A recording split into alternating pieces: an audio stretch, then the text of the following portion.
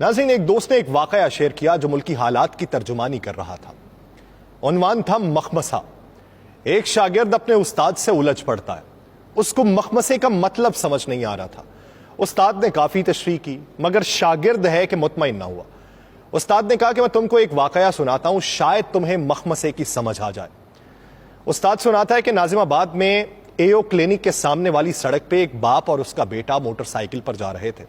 उनके आगे एक ट्रक था जिसमें फौलादी चादरें लदी हुई थीं। अचानक ट्रक से एक फौलादी चादर उड़ती है और सीधी बाप बेटे की गर्दन पे जा लगती है।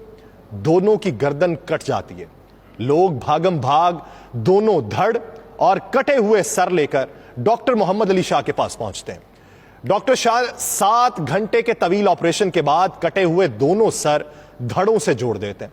दोनों जिंदा बच जाते हैं। 2 माह तक दोनों बाप बेटा इंतहाई निगहदाश्त के वार्ड में रहते हैं। घर वालों को भी मिलने की इजाजत नहीं दी जाती।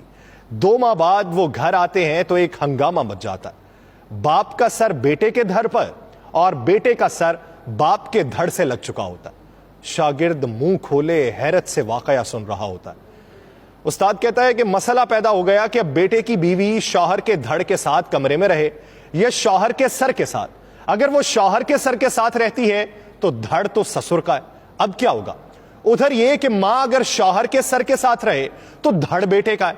अगर शौहर के धड़ के साथ रहेगी तो सर तो उसके बेटे का है। घर की सूरत हाल इंतहाई कशीदा हो जाती है। बेटा अपनी बीवी का हाथ थामना चाहे तो वो नेक बख्त कहती है कि मुझे अब्बा जान के हाथों से शर्म आती। ससुर अपनी बीवी के पास इसलिए नहीं फटकते कि बेटे के धड़ और मां यानी उनकी बीवी में अबदी हुर्मत है। कहीं मोटरसाइकिल पर जाना हो तो एक परेशानी यह है कि बहू शौहर के धड़ के साथ बैठे या ससुर के सर के साथ। इसी तरह उनकी जिंदगी अजीरन हो जाती है, तमाम मामूलात ठप हो जाते हैं।